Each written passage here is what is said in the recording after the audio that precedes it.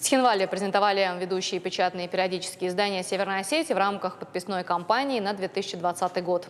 Гостям показали презентационные ролики-открытки, которые в дальнейшем будут демонстрироваться на телевидении Южной Осетии. В составе делегации главные редакторы республиканских газет «Северная Осетия», «Рожденат», «Слово», журналов «Махдук», «Нокзау» и других изданий. Организаторы встречи – Комитет по делам печати и массовых коммуникаций Северной Осетии, Комитет связи и массовых коммуникаций Республики Южная Осетия и Юго-Остинский государственный университет имени Тибилова.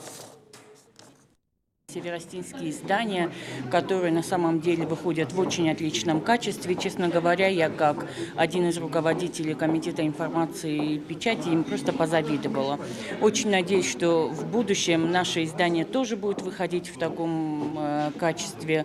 И вот эти вот процессы по распространению газет с севера на юге и юга на севере, они должны, конечно, продвигаться, потому что это очень важно. И там, и здесь живут остины, которым интересно, что происходит в наших республиках. И, наверное, это теперь зависит от нас.